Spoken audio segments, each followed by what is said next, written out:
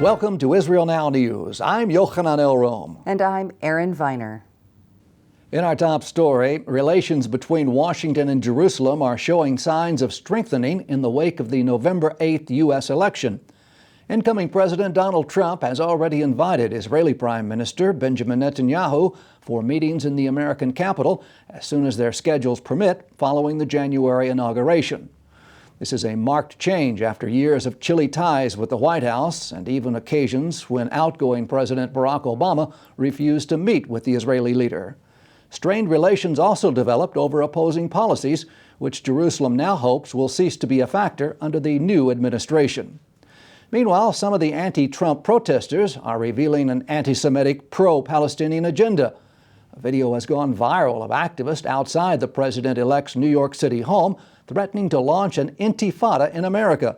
Intifada revolution! There is only one solution! Intifada revolution! There is only one solution! The Arabic word is associated around the world with violent rebellion and terrorism. The Palestinian United Nations envoy has vowed fierce retribution if President-elect Donald Trump makes good on his promise to move the U.S. Embassy to the Israeli capital of Jerusalem. Riyad Mansour said that Ramallah would regard such an act as belligerence and justify the unleashing of all the weapons that the Palestinians have at the United Nations to defend themselves. While campaigning for office, Trump declared his recognition of Jerusalem as the eternal capital of the Jewish people for over 3,000 years, as well as the undivided capital of the State of Israel. He also promised to honor the Jerusalem Embassy Act, calling for the diplomatic compound to be moved from its current location in Tel Aviv. That legislation was passed by both houses of Congress in 1995. Since that time, however, every sitting president has signed a waiver every 6 months, postponing implementation of the law. Disproportionate attacks on the Jewish state by the United Nations have hit new lows. The latest flagrant show of bias came when committees at the world body adopted 10 resolutions against Israel in just one day.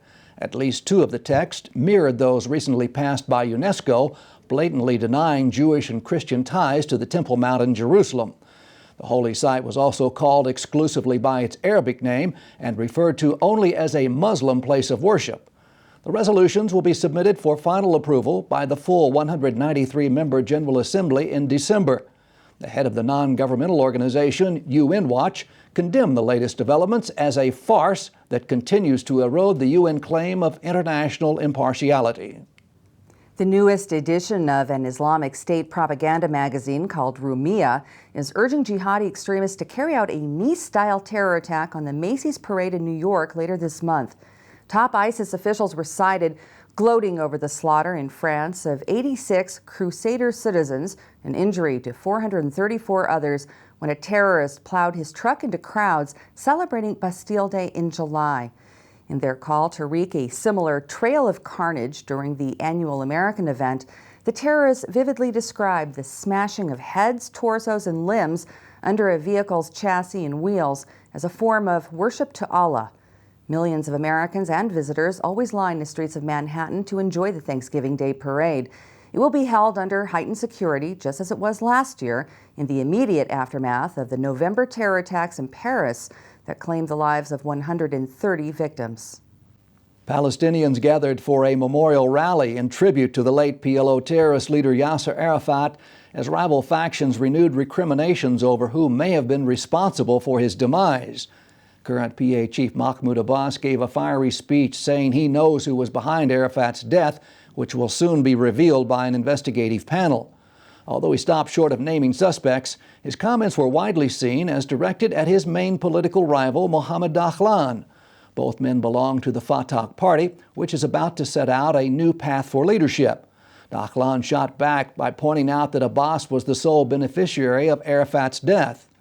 The official Palestinian Authority radio station has repeatedly broadcast allegations of Israeli involvement, which have been strenuously denied. While the cause of Arafat's 2004 death was registered as a massive stroke, no autopsy was conducted at the insistence of his widow, Suha. Palestinians have long alleged he was poisoned, although subsequent forensic tests have yet to provide any evidence of that claim. Albania was forced to move a World Cup qualifier match with Israel when an ISIS-linked terror cell was discovered operating in the Balkans.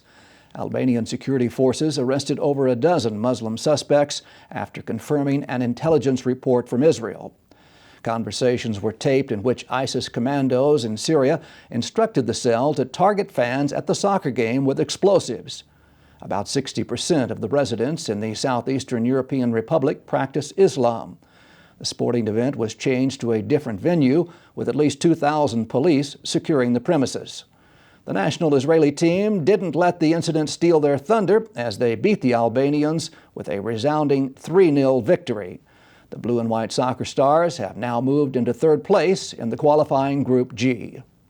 One of the successes that you may have overlooked during this American election cycle is that the state of Missouri now has its first Jewish governor. And he's no ordinary politician either. Eric Greitens is a former Navy SEAL and a Rhodes Scholar.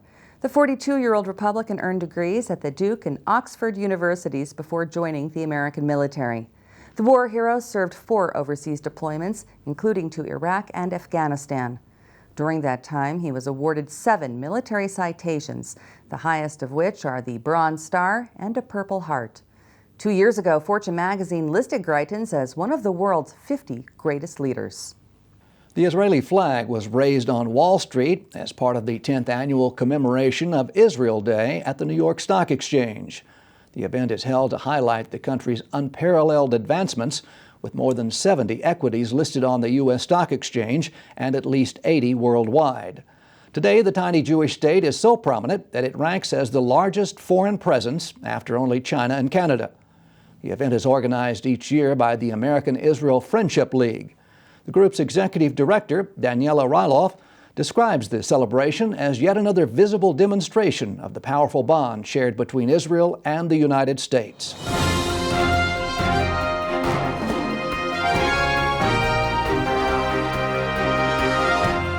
Israel, the light unto the nations, today faces attack from more than just rockets and terrorism. Calls to boycott, sanction, and divest from Israel, known as BDS, are a form of economic warfare that you can help to prevent. The Israel Allies Foundation has launched a public service campaign called Defeat BDS, offering educational tools and other resources that you can use to stand with Israel and help make a difference. Just visit the easy-to-use website at www.defeatbds.org.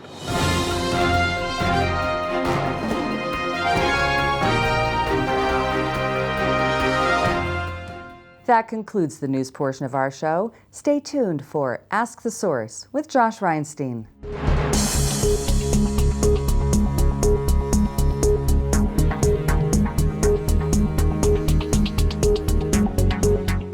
Hello and welcome to Ask the Source. I'm your host, Josh Reinstein, and we're here in a beautiful sunny day on our rooftop studio in Jerusalem.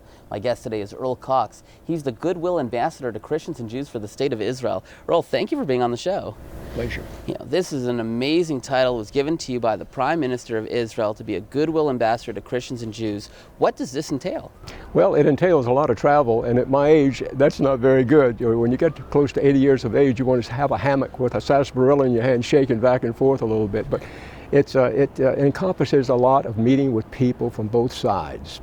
And the Prime Minister is primarily interested in seeing people come together in support of the state of Israel, and the Christians, Jews, and anybody else that wants to. I mean, you don't even have to be either of those. You can come from any part of the world you want to, but to find peace here in Israel and working with the Israeli people, I think is probably the message that he wants us to get out. And when I say us, I'm talking about Rabbi Shlomo Riskin of Efrat, the chief rabbi.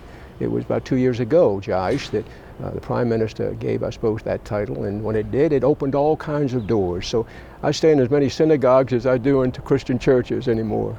You know, you were a political operative many years ago in America, and then you turned to media, and you've been getting the story of Israel out through media. How important is to get the truth of Israel out there? It is absolutely essential.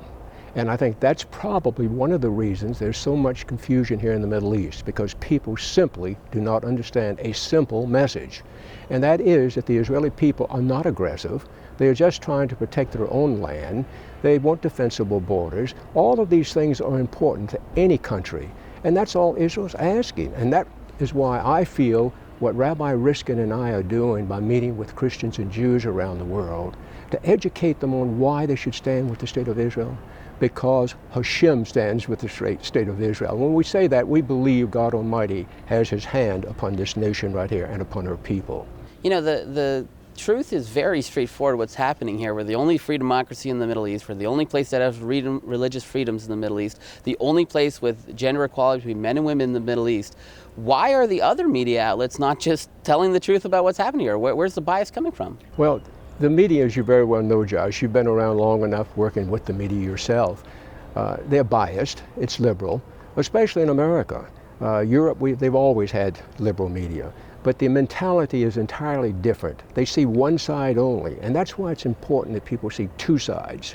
And programs like you have are so important because you try to give both sides of it. You can't make a good decision of what you want to support until you know both sides.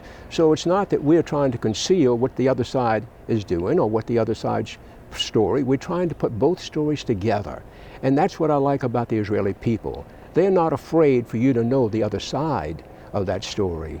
But the other side is afraid for the people to know your side. And that's what I want to do, and I'm sure that's what you want to do with your program that you have here, reaching the many people that you reach, is to educate them on knowing both sides. And when you know both sides, I guarantee you, you're going to stand with the State of Israel every time. You go all over the world speaking on behalf of Israel to Christian communities. What can Christians actually do to stand with the State of Israel? You know, it's so simple, Josh. It's so simple that people just overlook it. First of all, they need to find out a media that they can go to and sift out the media that's trying to give the right answers. By going to programs like your program that you're getting out right now, reaching many, many people, if they listen to what you're, and then they go over to CNN and they look what they're doing there, they'll see there's a great difference in what you say and what they say, and you have to balance it. So that's why it's important that we know both sides of the story, because you can't make a good decision. You can't be a good supporter of Israel no matter who you are.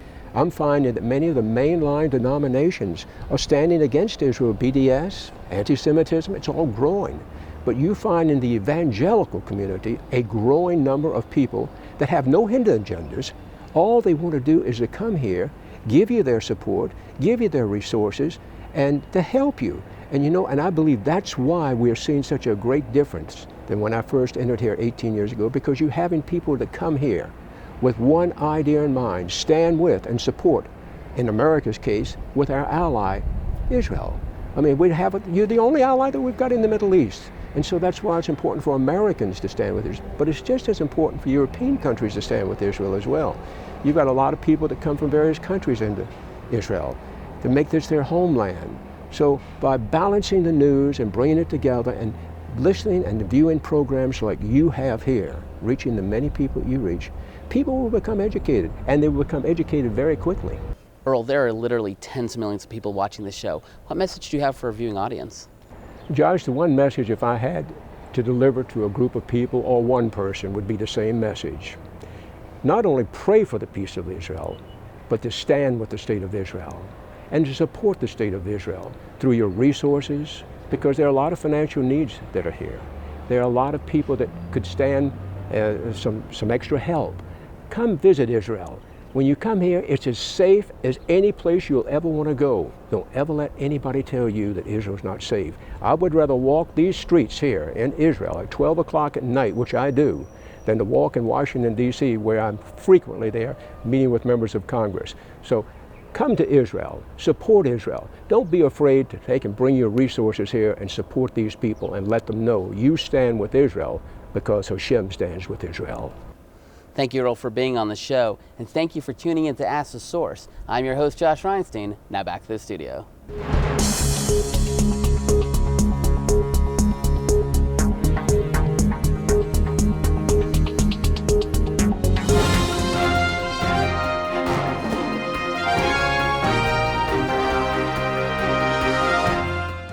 Up next, the return to Zion with Karen Hayesod.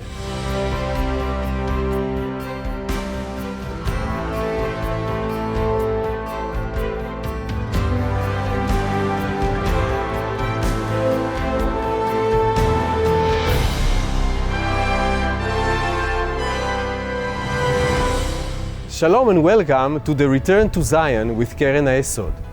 I'm Eliezer Moody Sandberg, World Chairman of Keren HaYesod United Israel Appeal, the leading official fundraising organization for the State of Israel.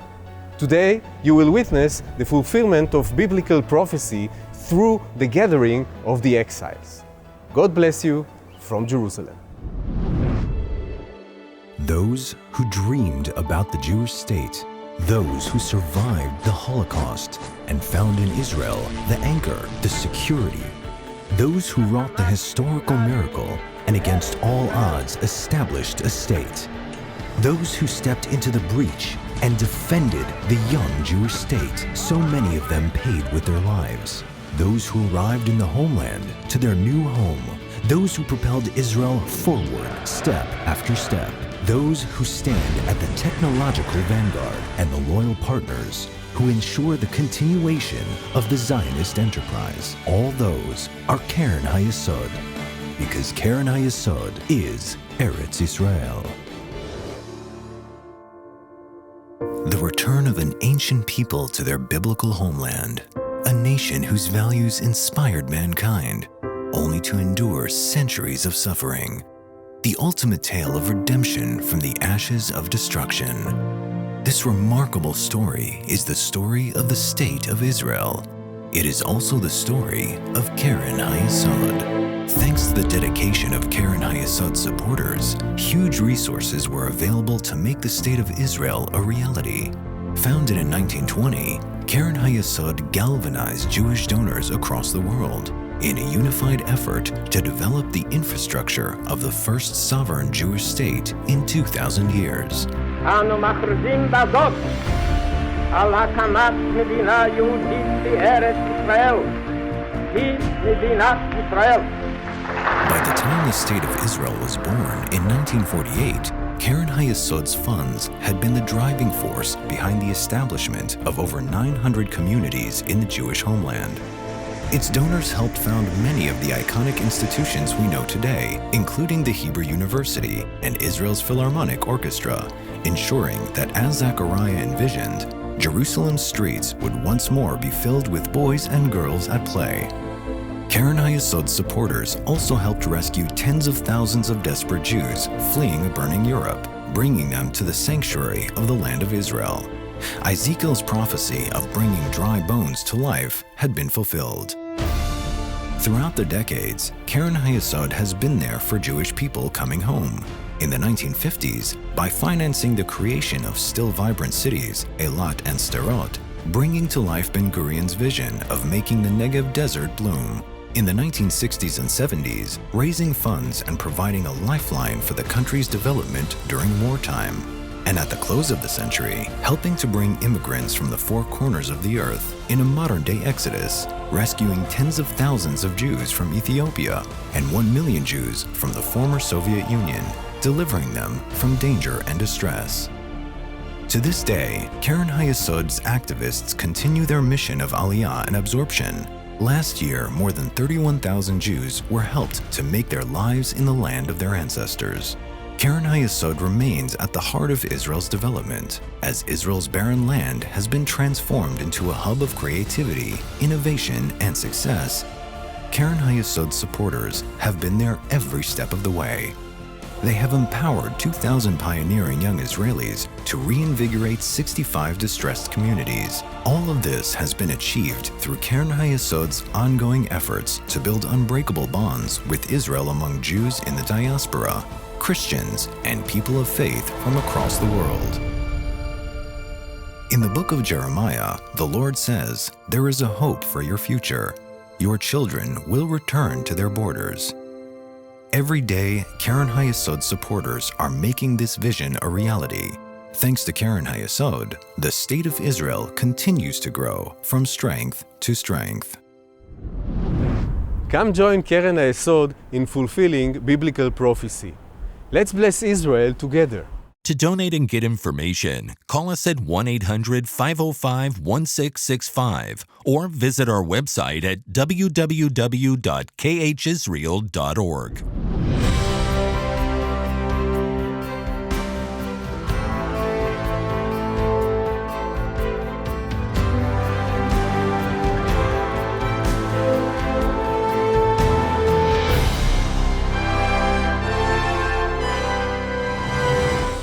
Israel, as you know, is unique among the nations of the world for so many reasons. For one reason, we prefer not to be so unique. Israel is the only country in the world that has had the same capital for 3,000 years. And yet we're the only country in the world whose capital is not recognized by the rest of the world, including by our primary ally, the United States of America. The American embassy is in Tel Aviv, not in Jerusalem. Jerusalem is essential for Jewish identity. It is mentioned more than 800 times in the Hebrew Bible, but is also essential for Christian faith. Jesus, according to the books of Matthew, Luke, and John, taught in the temple. He taught in the temple because it was the Jewish temple, because Jesus was a Jew living in the land of Israel. And there are many attempts in the world today, most recently by UNESCO, to deny the Jewish connection to Jerusalem and that land, deny us our identity as peoplehood. But we weren't willing to sit passively in the face of that denial. We fought for Jerusalem. We fought bitterly in 1948, and in many cases we lost. We were unable to liberate the old city of Jerusalem. And for 19 years, between 1948 and 1967, when Jerusalem was in the hands of Jordan, Jews were unable to visit our oldest cemetery on the Mount of Olives. We were unable to visit our holiest site, the Western Wall. And Jerusalem was divided by a wall. Then 50 years ago, this year, 50 years ago, Israeli forces reunited the city. We were attacked by the Arabs. We did not attack them. And in a defensive war, we were able to reunite Jerusalem and to reestablish, for the first time in centuries, free worship for the entire world. We stand with you today in upholding Israel's internal and divided status as the capital of the Jewish people, essential for our faith and for your faith. Happy 50th anniversary to you, a reunited, free, and eternal Jerusalem.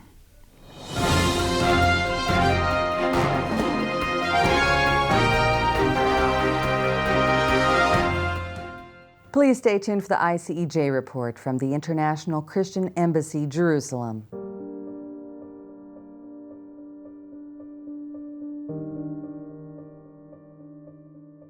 אני עמדתי ליד אמא שלי, מחזיק את היד.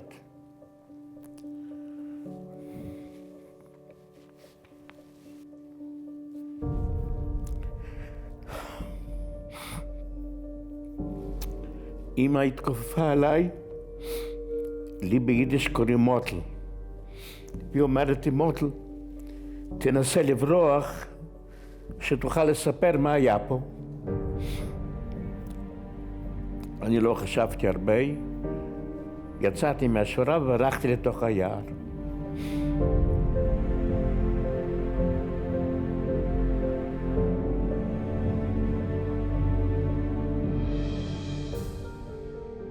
לא יודע מה זה להגיד אמא מגיל 9.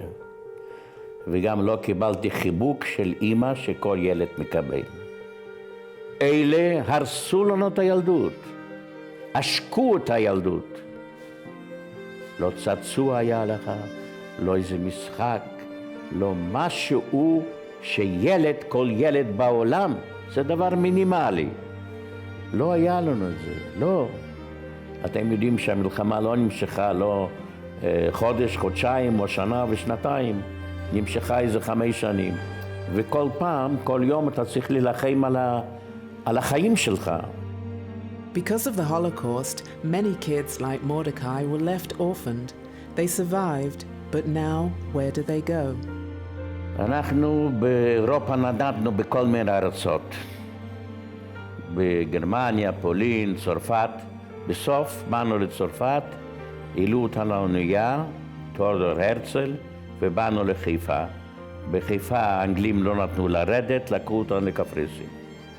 בקפריסין היינו 8 חודשים, ומעלת הנוער הוציאו אותנו, הביאו אותנו לכל מיני קיבוצים, פיזרו אותה, כי אנחנו כולנו יתומים, אין הורים, אין איפה להיות, לקחו לקיבוצים. בקיבוץ עבדתי על טרקטורים.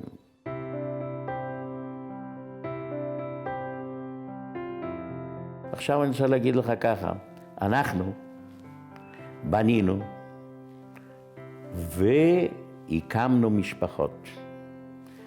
הקמנו משפחה, למשל לנו, אני ואסתי, יש לנו 3 ילדים, 6 נכדים, שיהיו בריאים, והם חונכו לשרת את המדינה. צריך לשרת את המדינה. Mordecai fought in the War of Independence and became a contractor for the army while his wife Esti studied and became a nurse. They both served the people of their new nation. אחרי זה עבדתי בכל מיני עבודות עם הטרקטור. איפה שהיו מלחמות, שם צריך ציוד. ועבדתי בכבישים. אם אני אומר שאני בניתי, זה לא פרזה, זה אני בניתי, למה הענף הזה היה לבנייה, לתשתיות. זאת אומרת, אני למעשה עבדתי כל הזמן בפיתוח המדינה, בבניית המדינה. For many Holocaust survivors in the latter part of their years, it's becoming difficult to live on their own. That's where the ICEJ Home for Holocaust Survivors comes in.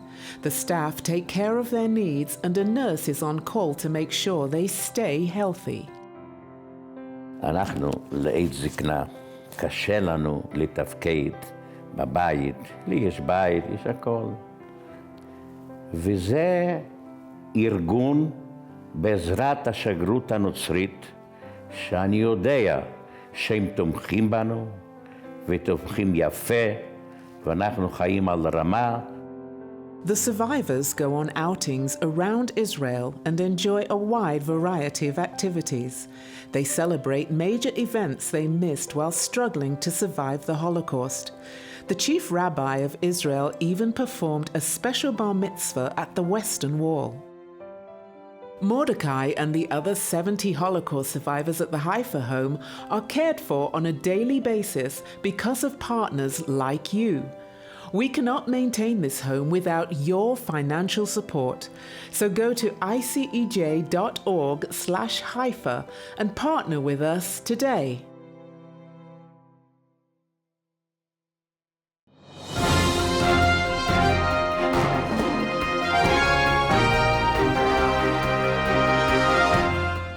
That's all for this edition of Israel Now News. I'm Yochanan El-Rom. And I'm Erin Viner reporting from our studio in Jerusalem. Please join us again next week for all of your Israel updates.